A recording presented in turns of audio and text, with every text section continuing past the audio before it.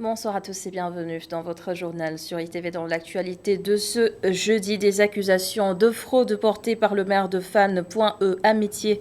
Palassambe dénonce des magouilles dans les inscriptions sur les listes électorales et annonce une plainte contre le parti au pouvoir. Une autre confrontation, cette fois sur le plan sanitaire. La direction de l'hôpital de Mbour est déterminée à rompre le contrat avec Polymed, chargé de la radiologie. Les responsables de la structure mise en cause souhaitent plutôt dialoguer pour éviter les positions radicales.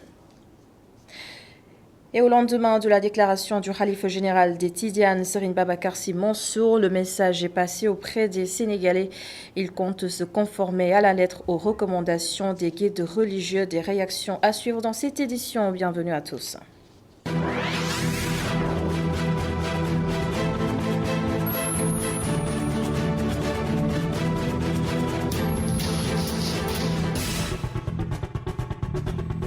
À la une donc des révélations de Palassambe, le maire de Fan.E Amitié affirme qu'il y a des cas de fraude depuis le début des inscriptions sur les listes électorales. Il déclare également qu'une commission fictive a été installée au siège de l'APR et Palassambe annonce donc une plainte contre le parti au pouvoir, Cher Diop, avec Moussa Fall. Le maire de la commune de Fan.E Amitié dénonce des cas de fraude depuis le début des inscriptions sur les listes électorales. C'est un Palassambe très engagé qui s'est présenté devant la presse pour dénoncer des pratiques peu catholiques et annoncer une plainte devant le procureur. On alerte l'opinion nationale. Nous alertons le président de la République. Nous alertons le procureur et le préfet. Personne ne pourra nous arrêter. Nous n'allons pas nous laisser faire parce que nous n'allons pas rester les bras croisés, qu'on nous vole comme ça aux yeux et aux yeux de tout le monde. C'est pourquoi nous appelons à la responsabilité de l'État du Sénégal. De toute façon, un huissier a constaté ce que nous venons de dire. Nous allons déposer notre plainte chez le procureur et nous allons prendre des mesures politiques. Parce que nous n'allons pas laisser cette commission comme ça, que les gens viennent s'inscrire comme ils veulent. Des accusations que le maire de Point-E tente de justifier en brandissant ses preuves. Nous allons vous montrer quelques preuves. Vous voyez ça? C'est un certificat de domicile. Un certificat de domicile délivré par le délégué de quartier du Point E, avec comme adresse boulevard de l'Est, Point E. La même personne a un certificat de résidence avec adresse Amitié 2. C'est une même personne. Certificat de domicile délivré par le chef de quartier du Point E avec adresse au Point E, le certificat de résidence, adresse Amitié 2. En plus de la plainte annoncée, des réponses politiques seront apportées et avec d'autres membres de l'opposition. Dans le cadre de l'opposition, composée par l'ensemble des partis de l'opposition qui sont ici représentés dans la commune, nous nous sommes concertés pour organiser d'abord cette conférence de presse. Ensuite, à partir de demain, nous allons prendre nos responsabilités. Nous ne pouvons plus accepter que deux cachets, rouge et bleu, fonctionnent au niveau de cette commission. Nous ne pouvons plus accepter également que du faux. Ces gens s'inscrivent sur du faux. Maintenant, quand quelqu'un a un faux document, comment est-ce qu'un faux document peut être valable dans une inscription sur une liste électorale? La bataille pour les prochaines locales s'annonce déjà rude. Et afin de permettre à tous les candidats de partir à chance égale, le maire de la commune de Fan.E Amitié interpelle le chef de l'État. Et par la voix de son administrateur, l'APR démente ces accusations. Pape Maël Thiam demande à son tour à l'opposition d'apporter des réponses politiques sur le terrain lors de ces élections de 2022, puisque le parti au pouvoir est déjà sûr de les remporter. Des propos recueillis par Cher Diop au téléphone. L'APR n'est pas habilité à distribuer des certificats de résidence. Pour celui qui connaît très bien le fonctionnement de l'administration sénégalaise, ce sont les autorités territoriales qui sont habilitées ainsi que les mairies, alors que jusqu'à présent, je ne pense pas que l'APR soit une mairie. Tant bien même que certains qui n'ont qu'une dimension municipale souhaiteraient que l'APR soit réduit en une mairie. Nous sommes plus qu'une mairie et nous sommes respectueux de l'administration sénégalaise. Ça, c'est la première réponse. La deuxième réponse, c'est que cette information est fausse. Vous-même, vous pouvez vérifier, vous, en tant que journaliste. Et puis, l'heure n'est pas à la distraction des Sénégalais. Je crois qu'il faut qu'on soit sérieux. Nous avons eu hâte depuis longtemps d'aller aux élections. Maintenant que la procédure est enclenchée, je crois que les uns et les autres ont intérêt à construire leur leadership et à le promouvoir au sein de leur commune, plutôt que de se lancer dans des élucubrations, j'oserais dire ainsi, avec tout le respect que je vous dois. C'est une fausse information. Et vous-même, vous pouvez vérifier, n'est-ce pas, pour le bonheur de vos auditeurs, vous pouvez vous rendre au siège de l'APR et constater la fausseté d'une telle information. Et toujours à propos de ces élections municipales et départementales de 2022, une réunion est prévue demain vendredi entre acteurs politiques et c'est pour fixer le montant de la caution. Et justement, on s'arrête sur la notion de caution, en quoi elle consiste. Voici la réponse d'Ababacar Fall du GRADEC, interrogé par Seynabou Babou. La caution, elle est quand même de tradition assez ancienne. Dans notre pays, effectivement, la caution a toujours en fait été utilisée comme un filtre pour essayer certainement donc de décourager les candidatures, disons, fantaisistes ou folkloriques. Mais dans la pratique, on a vu que ce n'était pas un filtre efficace parce que au Sénégal, la caution a connu quand même une très forte évolution. Si on se souvient aux élections de 2000, la caution était à 6 millions et elle a grimpé jusqu'à 65 millions en 2019. Et ça n'a pas empêché, pour les élections présidentielles par exemple, vraiment qu'il y ait des candidats. En fait, il n'y a pas de critères à proprement parler.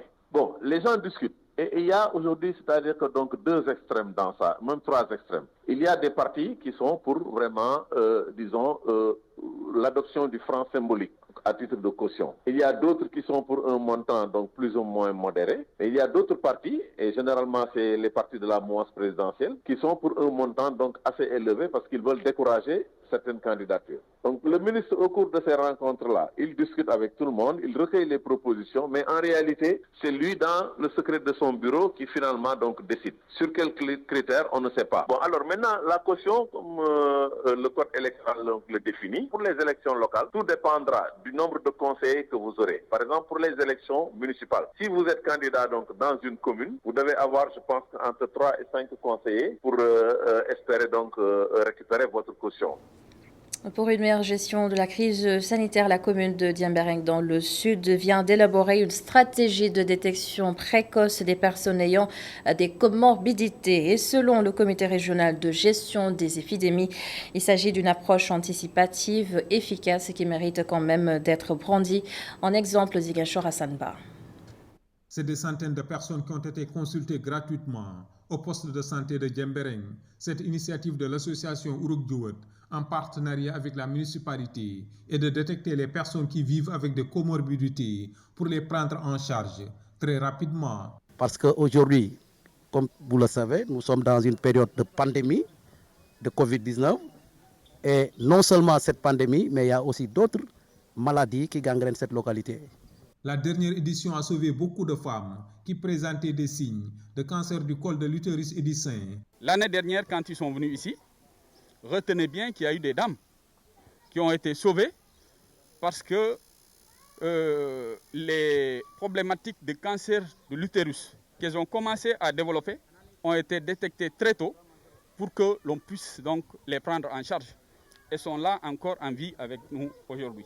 Cette approche anticipative doit être élargie partout pour détecter les autres maladies reléguées au second plan par le coronavirus. C'est du moins l'avis du responsable du centre de traitement épidémiologique de Ziguinchor. C'est juste également pour faire un dépistage sur ce qu'on appelle les maladies chroniques non transmissibles et transmissibles. Parmi ces maladies chroniques non transmissibles, vous avez le diabète, l'hypertension artérielle et certainement il y aura des asthmatiques et tant d'autres. Et aussi le cancer du col de l'utérus et le cancer du sein. L'association Uruk-Diout, qui réunit presque tous les villages de la commune de Djembereng, a profité de cette journée pour réclamer la construction d'une infrastructure sanitaire de dernière génération, vu la forte concentration de population dans cette zone touristique.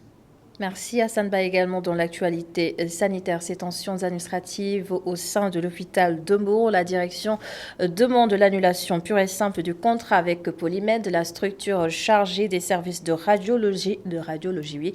Et puisque le courant ne passe absolument plus, je vous propose d'écouter le coordonnateur de l'intersyndicale 3S, Dr Khoudous Maba, des propos recueillis par Montaga Khan. L'administration de l'hôpital a fait des gestes.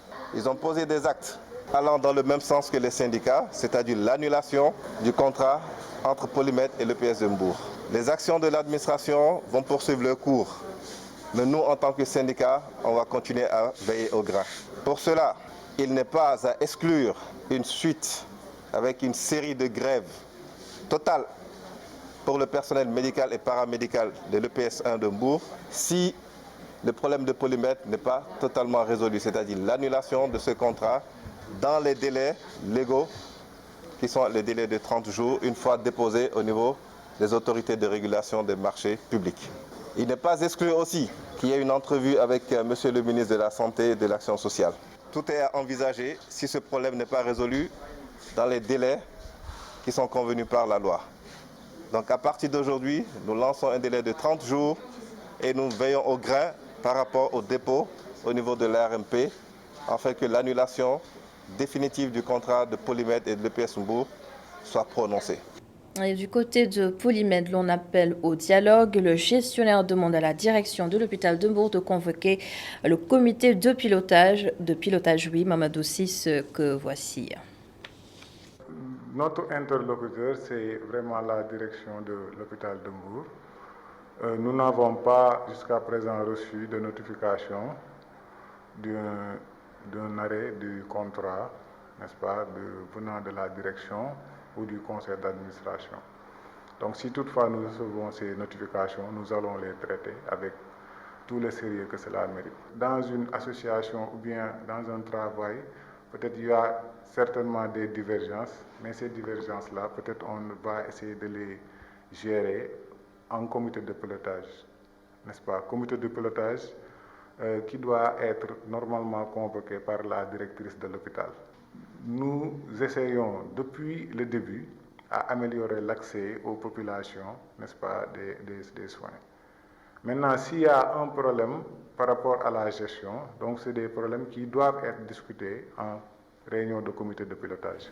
On s'intéresse maintenant au message du Khalife général des Tidianes, Serigne Babacar Sy Mansour, au soir de la Tamkharit. Au cœur de son discours, les questions de l'heure, le Covid-19 naturellement. Le Khalife invite les Sénégalais à se vacciner. Il a aussi parlé de la cohésion sociale et religieuse du vivre ensemble et de la politique. Miguel Maram Ndiaye pour la synthèse de sa déclaration. Pendant plus d'une heure, le Khalife des Tidjanes a fait le tour de l'actualité du pays. Une actualité dominée par la pandémie de la Covid-19. Serigne Babacar Sy Mansour préconise vivement la vaccination. Les docteurs, pour protéger la population. Il n'y a pas de solution à l'heure actuelle par rapport à cette pandémie. Il n'y a que de la résilience. Et c'est donc dans cet esprit qu'il a convié la nation sénégalaise à cette résilience, tenant compte des orientations et des recommandations qui ont été données par les hommes de l'art, les hommes de science que sont les médecins, qu'il a fait un appel aux populations pour les inviter à se faire vacciner comme lui-même a eu à le faire et à inciter sa famille à le faire. Puisque c'est la seule solution qui existe aujourd'hui.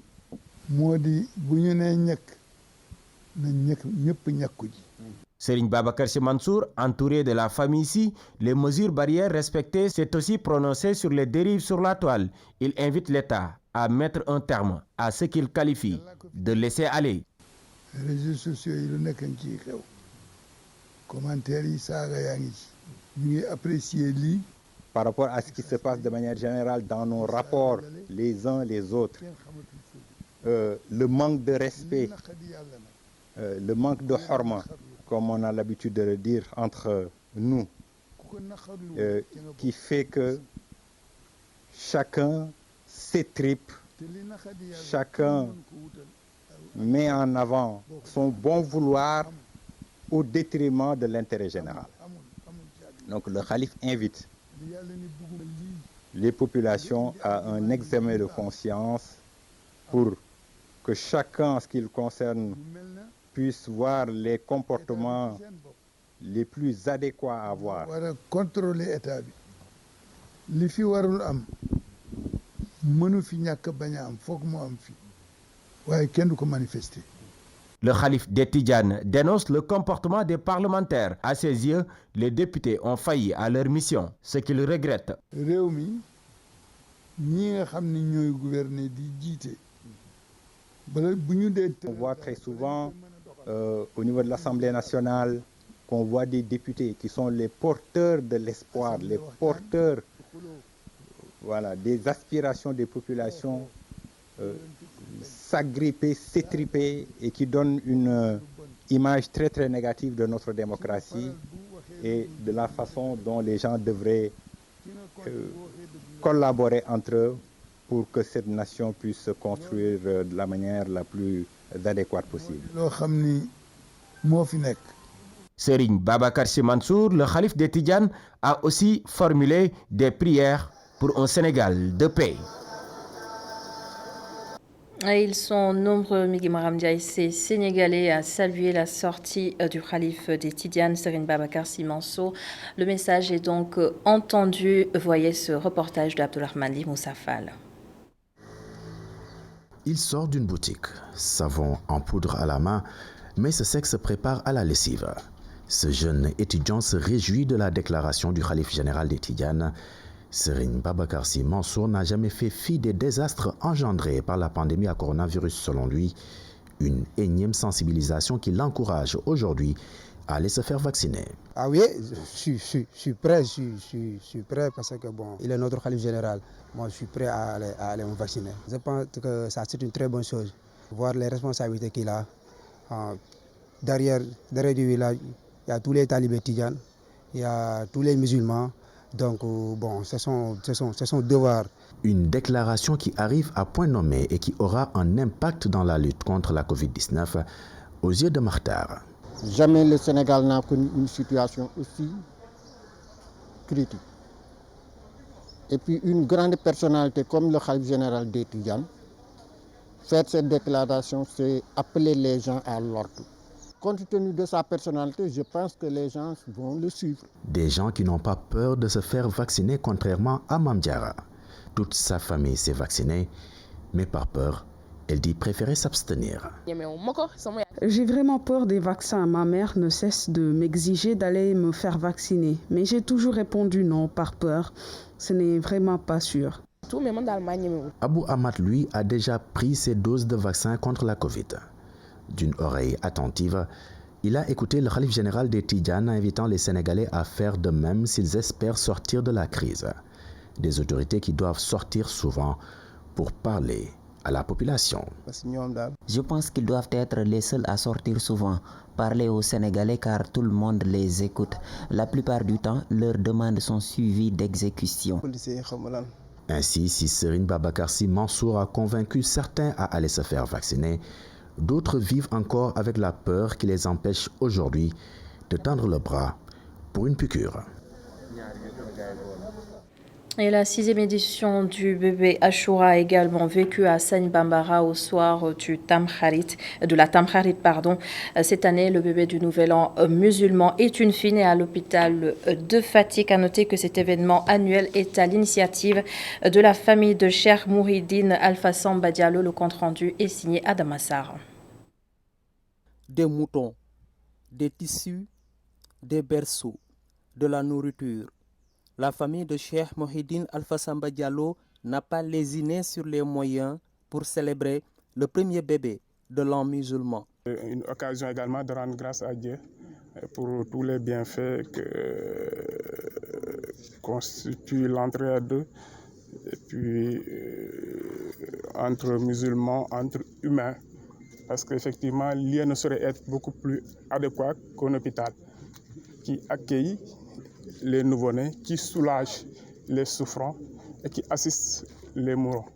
C'est de rendre grâce à Dieu, de dire que même si certains estiment même si on reconnaît qu'il y a des difficultés par rapport à cette journée, il y a également beaucoup de bienfaits qui ont été réalisés lors de cette journée pour la Oumma. Donc c'est l'occasion pour nous de rendre grâce à Dieu. Effectivement, de mettre en évidence également le calendrier musulman. Donc c'est entre autres des objectifs.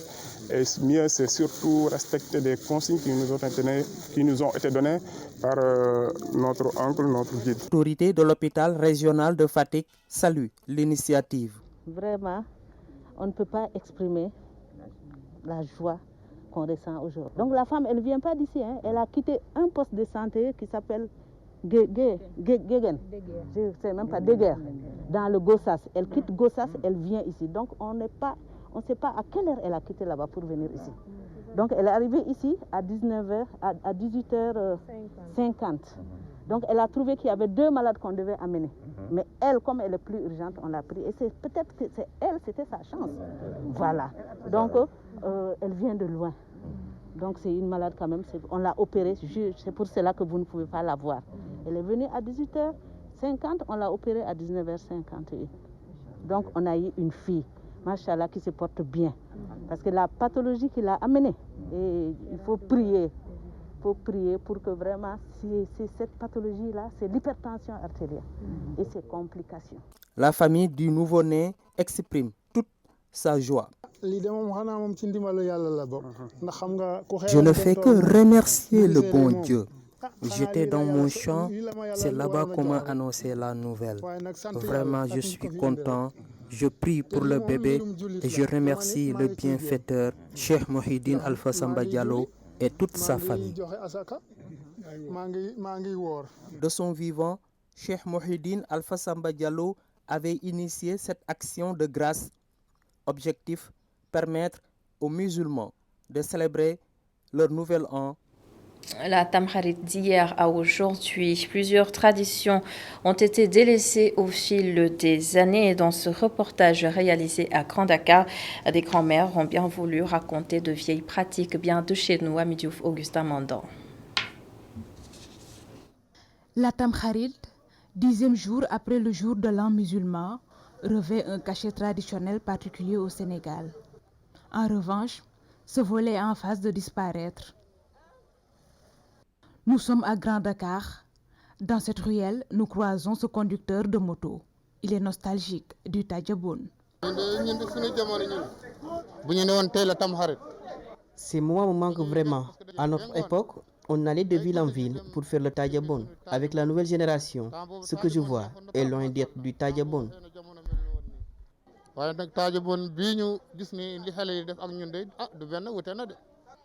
Selon cet octogénaire, des pratiques imaginaires entourent la Choura, comme lorsque le matin, certains observent le ciel pour voir Fatimata bintou Rasoul, fille du prophète, paix et salut sur lui, faire le linge ou caresser la tête d'un orphelin, espérant y trouver une bénédiction.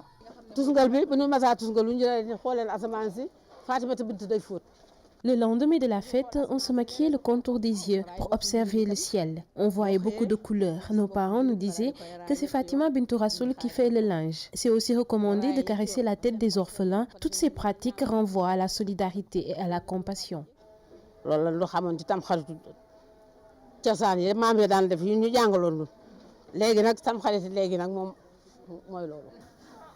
Mère Ouley revient sur l'importance du bol renversé sur un tas de sable après le dîner pour formuler des vœux.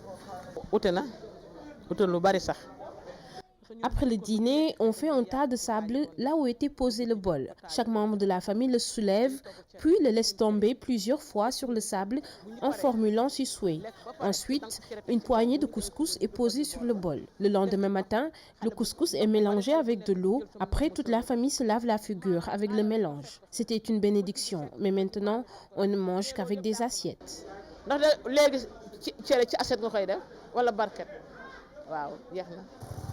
Le Nouvel An musulman est une occasion pour passer de bons moments en famille.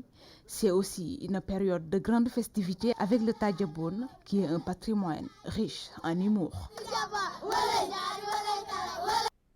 Une note de football à présent, CAN 2020, l'équipe du Sénégal logée dans le groupe B avec le Zimbabwe, la Guinée et le Malawi sera basée dans la ville de Bafoussam, située à 294 km au nord de Yaoundé au Cameroun, de nos envoyés spéciaux Babacar Ndaoufay et Babacar Ndiaye. Bafoussam, petite ville à l'ouest du Cameroun, servira de tanière aux Lions du Sénégal. Son stade omnisport, construit en 2015, accueillera les rencontres de la poule B, celle du Sénégal, de la Guinée, du Malawi et du Zimbabwe. Le stade accueillera également le 8e de finale de l'équipe classée première de cette poule. Le stade omnisport de Bafoussam est situé au quartier de Kwekong, à environ une dizaine de kilomètres du centre urbain. Il a une capacité de 20 000 places assises et a été construit par la coopération chinoise. Moins de 24 heures après le tirage au sort de composition des groupes de la CAN, une délégation du Sénégal avec le directeur technique national Mayacine Mar, le team manager des Lions Lamine Diatta, les vice-présidents de la fédération, l'ambassadeur du Sénégal au Cameroun et une équipe de la CAF a effectué le déplacement au stade Omnisport. L'occasion de constater la bonne qualité de la pelouse, les tribunes aux couleurs du pays hôte et les vestiaires où il reste encore quelques détails à régler pour parfaire l'installation de cette tente qui rappelle étrangement le stade de Mongomo en Guinée équatoriale qui avait accueilli le Sénégal lors de la CAN 2015. Pourvu que la comparaison s'arrête là.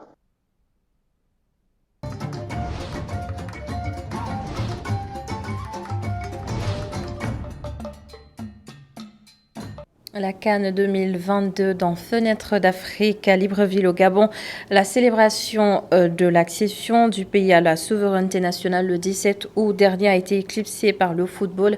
L'événement, c'était le tirage au sort de la Coupe d'Afrique des Nations prévu au Cameroun en janvier 2022. Les détails avec Aziz Adewali Chandi. Bonsoir.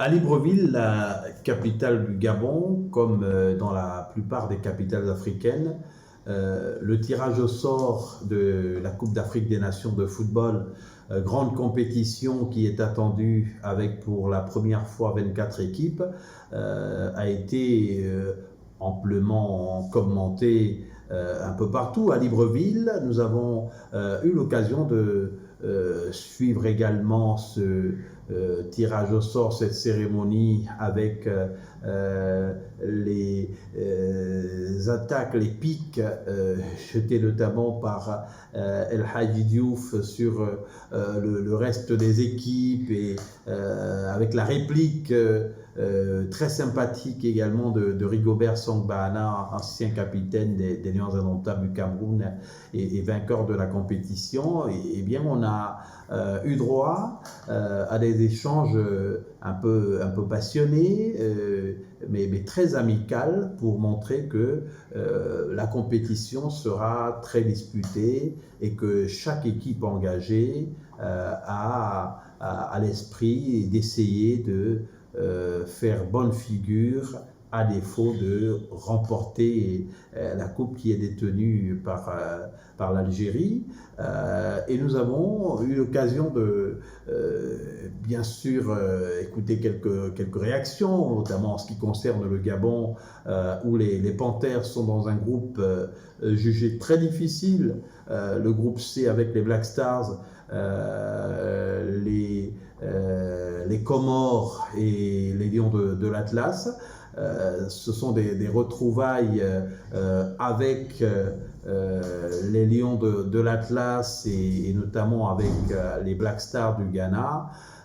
Ça promet d'être très engagé comme match, mais à Libreville aussi, l'espoir est nourri par les supporters de Pierre-Emerick Aubameyang d'Arsenal et bien sûr par de nombreux joueurs de l'équipe, y compris le sélectionneur Patrice Neveu.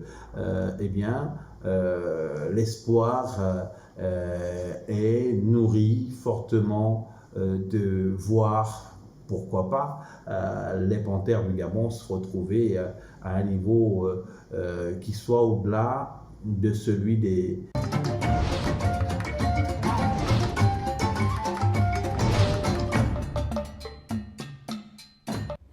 Et c'est la fin de ce journal. Merci de l'avoir suivi. Merci à toute l'équipe de la régie. Bonne suite des programmes sur ITV demain et le reste du week-end. Le 19h45 vous sera présenté par Awa Diop Sen. Bonsoir à tous.